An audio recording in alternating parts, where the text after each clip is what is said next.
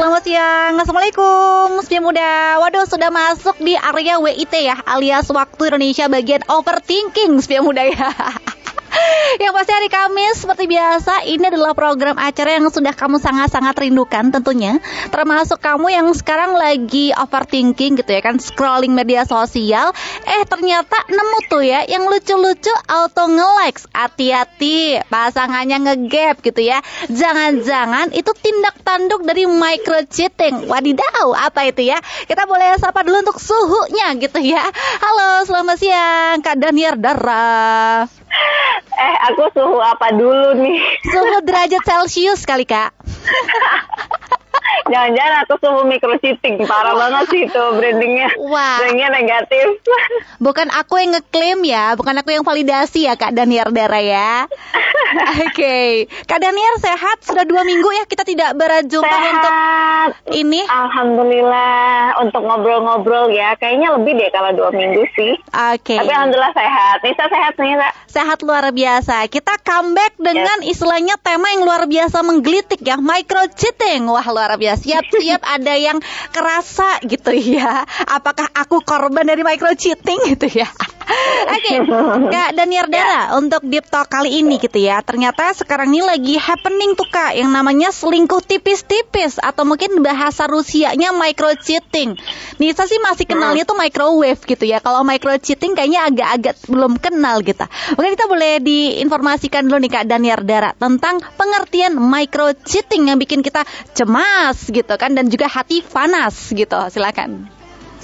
Jadi kalau namanya mikro tuh pasti kecil ya nih. Betul. Jadi kalau misalkan kita ngomongin soal micro cheating tuh sebenarnya ya perilaku-perilaku kecil sebenarnya yang bisa berefek atau berdampak pada bagaimana trust atau kepercayaan yang dibangun dalam hubungan. Jadi meskipun itu bukan perselingkuhan dalam aksi yang terlihat mata atau besar-besaran gitu ya, tapi ternyata si micro cheating ini tuh tetap aja ternyata bisa mengikis si trust atau si kepercayaan yang ada dalam satu hubungan gitu. Oke, pada intinya si micro cheating ini kayak cabai rawit gitu ya, kecil-kecil tapi punya efek, ya nggak sih Kak Daniar Dara ya? Betul, pedas, bikin mules tetap, tapi kecil gitu. Oke, efeknya masih mules mah tetap gitu ya. Baiklah. Betul. Berarti ini bisa dikatakan dalam artian tipis-tipis aja gitu ya, alus-alus asal pelakon gitu ya. Alus, betul. Baiklah. Alus banget. Nah, ternyata nih Sepian Muda, nih fun facts juga, micro cheating ini tandemannya adalah macro cheating. Nah, ada mikro, ada makro. Kalau mikro tadi kan yang kecil-kecil ya, alias kayak selingkuh ala mikroba gitu ya, nggak kelihatan Sepian Muda. Kalau makro cheating nih Kak Daniar Dara, gimana pengertiannya?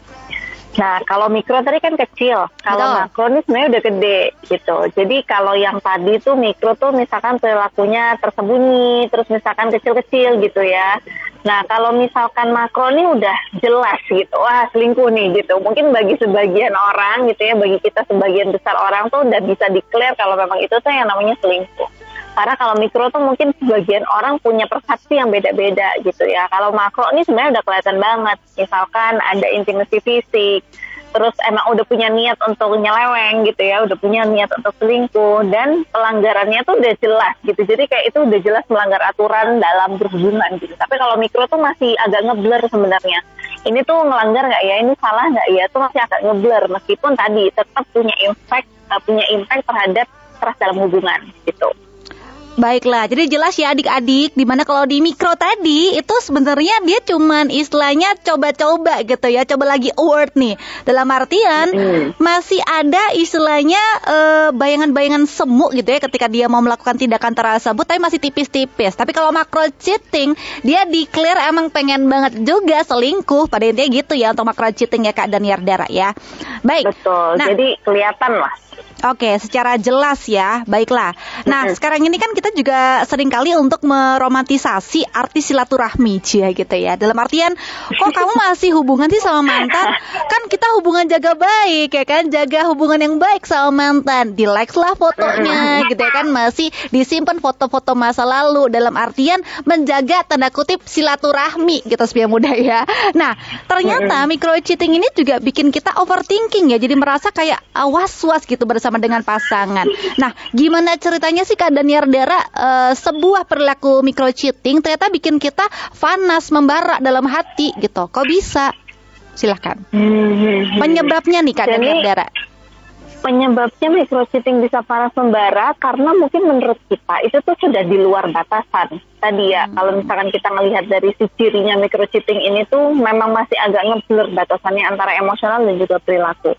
Tapi kenapa akhirnya kita panas gitu ya tentang apa yang dilakukan oleh pasangan kita yang menurut kita micro cheating? Karena menurut kita itu sudah over boundaries gitu, udah melewati pagar, ibaratnya kayak gitu. Dia udah keluar pagar dari yang seharusnya dia lakukan. Menurut kita. Karena ternyata persepsi cheating aja bagi kita dan pasangan kita tuh ternyata udah beda. Mungkin menurut pasangan kita itu masih dalam ranah yang aman gitu kan. Tapi kalau menurut kita itu udah di luar batasan, ya akhirnya jadi triggering kita dong. Jadi kompor buat kita untuk mikir lagi nih, mempertimbangkan lagi soal trust yang ada dalam hubungan ini gitu. Oke, jadi ini clear ya, dalam artian ketika pasangan sudah mulai terganggu gitu ya atas yang tadi agak sedikit tipis-tipis nih untuk para selingkuhannya, mungkin bisa langsung dikomunikasikan juga bersama dengan pasangan. Mungkin kalau kamu istilahnya keberatan dengan tindak tanduk mereka yang istilahnya masih abu-abu ya Kak Daniardara ya. Baik. Betul. Misalnya nih ada pasangan gitu ya, let's say kalau pasangan istilahnya masih tahap pacaran, ini masih impactnya masih belum kemana-mana nih, masih belum besar gitu ya. Tapi kalau sudah masuk di rumah tangga, ini kan kemana-mana juga gitu kan impactnya nih Kak Daniardara. Kita bisa tahu bahwa si pasangan kita tercinta dari suami atau mungkin bahkan istri gitu ya, mereka ternyata ada tindak tanduk nih menuju ke micro cheating. Ciri-cirinya bisa dikasih paham kitanya Kak Daniardara. Entah kenapa kalau kita ngomongin soal micro cheating tuh pasti erat kaitannya dengan media sosial ataupun dunia virtual gitu. Betul. Ya. Jadi karena memang itu kan halus caranya, terus nggak nampak secara nyata, lebih ke tersembunyi karena memang itu ranah privasi ya. Meskipun kita udah menikah kan kita juga punya sosial media masing-masing yang kita nggak harus kayak Raffi Ahmad sama Nagita yang punya satu Instagram doang gitu kan. Siap. Kita adalah manusia biasa yang ternyata masih punya masing-masing sosial media gitu. Sehingga kan kadang kita menggunakan itu yang akhirnya dianggap micro cheating oleh pasangan kita. Nah, biasanya sih kalau memang kaitannya dengan media sosial sih jadi agak lebih tertutup ya. Kayak misalkan handphonenya mau diambil kayaknya kok nggak boleh gitu ya. Terus kayak misalkan ketika kita mau melakukan sesuatu atau ada yang ditutupin lah terkait dengan apa yang dilakukan. Terus nggak terbuka soal batasan-batasannya sebenarnya. Jadi mereka biasanya menghindar untuk ngobrolin soal gimana sih batasan yang sehat dalam hubungan tuh harusnya gimana. Itu kan sebenarnya penting dalam satu hubungan ya, untuk lebih declare dan lebih memastikan bahwa sebenarnya mana yang boleh dan mana yang tidak boleh. Tapi mungkin orang yang sudah terbiasa melakukan micro cheating ini, atau memang mereka merasa ini adalah hal yang tidak salah gitu ya, atau benar, itu tuh akhirnya jadi kayak ya udah gitu, biasa aja. Oke, kita pengen tahu juga nih dari opininya Kak Daniardara. Sekarang kan kita di era serba digital ya, di mana semua aplikasi kita open source banget gitu ya. Kita mau nge-like segala macam apa yang kita suka juga boleh banget gitu. Nah, kalau semisal pasangan kita hobinya nge-like istilahnya asrama putri nih Kak Daniardara gitu ya. Banyak banget nih cewek-cewek dia likesin gitu. Dalam artian aku gak ada maksud apa-apa nih untuk nge-likes doang kok gitu. Gak ada into kemana-mana gitu. Apakah bisa dikatakan ini sebagai micro cheating ya? Bagiku sih iya ya Nis. Oke. Tapi bagi Nisa mungkin beda. Gitu kan. Karena tadi menurutku itu udah over boundaries. Karena itu adalah perilaku yang tidak perlu. Kalau aku sebagai pasangan kan kayak ngapain mengapresiasi wanita lain gitu kan misalkan. Atau kalau misalkan mau mengapresiasi pun tidak perlu dilakukan dalam bentuk tindakan action menurutku. Karena itu kayak triggering lah. Lagi-lagi itu ada impactnya terhadap trust menurutku. Ketika pasanganku akan melakukan hal itu gitu. Jadi itu adalah memunculkan ketidaknyamanan gitu. Padahal sebenarnya kan kalau kita menjalani relasi, kita menjalani hubungan kan pengennya yang meminimalisir ketidaknyamanan ya. Jadi kalau misalkan ada satu tindakan yang ternyata triggering ke sesuatu yang gak nyaman tuh ya pengen banget aku hindari gitu. Nah tapi kadang lagi-lagi persepsi antara aku dan pasanganku mungkin berbeda. Mungkin pasanganku punya alasan khusus kenapa melakukan itu gitu kan. Sehingga akhirnya tumbuhlah harusnya diskusi gitu. Sehingga ketika kita diskusi tuh kita bisa tahu bahwa sebenarnya yang kita butuhkan tuh apa, yang kita pengennya tuh kayak gimana, yang di pikirannya dia juga menurut dia sudut pandangnya kayak gimana. Sehingga kayaknya kita bisa ketemu yang membuat kita tuh nyaman gimana. Nah, ketika orang merasa nyaman dengan si micro cheating ini, mungkin untuk membahas itu pun akhirnya jadi nggak enak gitu, nggak bisa gitu. Karena menurut dia itu adalah hal yang nyaman buat diri dia meskipun itu melanggar satu hubungan versi mereka ya gitu. Baiklah, jadi memang perlu ya untuk faktor kenyamanan kan masing-masing orang berbeda-beda ya. Ada mungkin pasangan nggak keberatan, istilahnya jadi pejuang likes kanan kiri gitu ya. Tapi betul banget kata Kak Daniar Dara, janganlah untuk memicu istilahnya awal mula dari perselingkuhan kan mungkin kita memberikan atensi gitu ya terhadap seseorang yang istilahnya bukan pasangan kita sendiri gitu ya.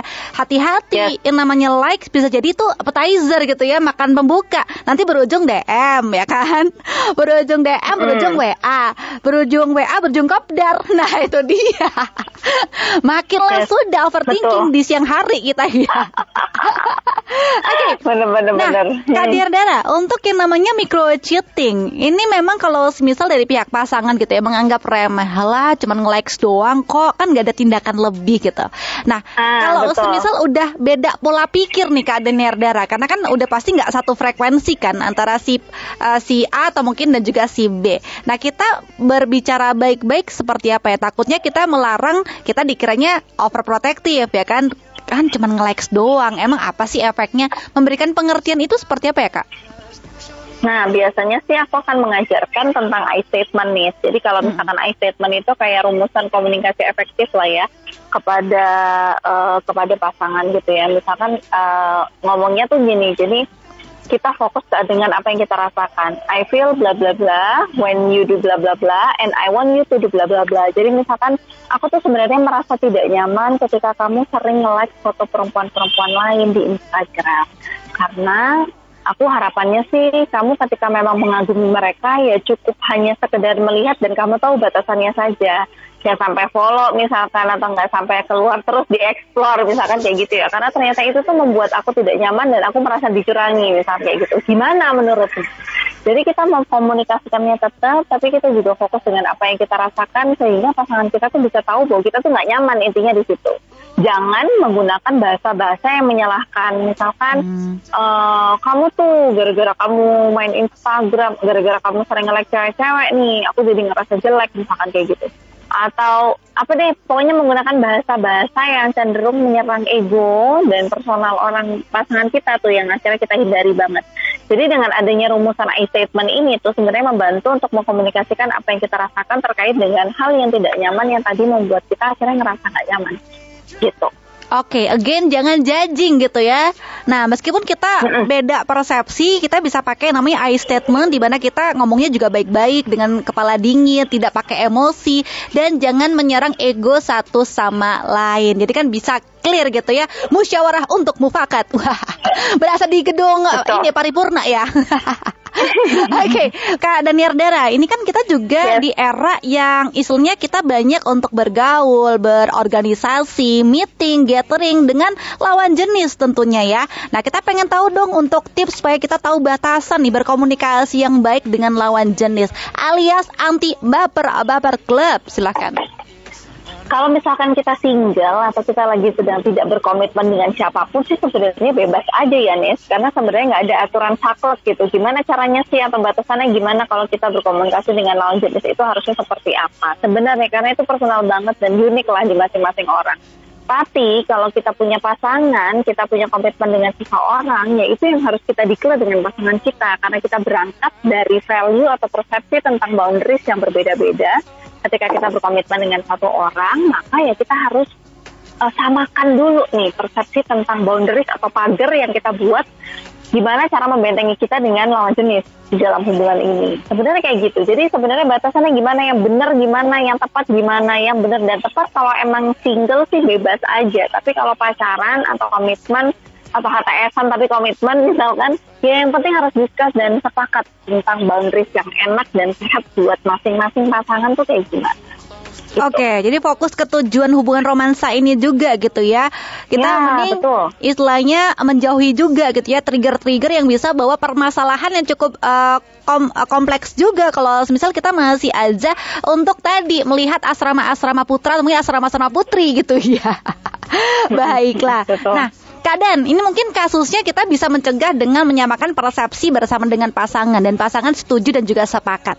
Tapi ketika sambil jalan gitu ya, kita juga nggak tahu juga kapan godaan akan datang gitu ya Kak Daniar Dara ya. In case kalau kita ternyata ngegapin nih, pasangan kita ternyata masih belum ke dalam jalan yang benar gitu ya, masih balik lagi ke hobi yang semula gitu, alias suka bermikro cheating, ria bersama dengan lawan jenis. Gimana tuh negurnya Kak? Kan udah sepakat nih nggak lagi gitu ya. Ternyata sebulan atau mungkin 2 bulan kemudian kegap lagi nih. Gimana tuh Kak Daniar? Sebenarnya dicari tahu dulu nih, kalau kegap lagi berarti kan ini bukan permasalahan yang pertama. Nah, di permasalahan yang pertama itu udah diselesaikan dengan benar atau belum?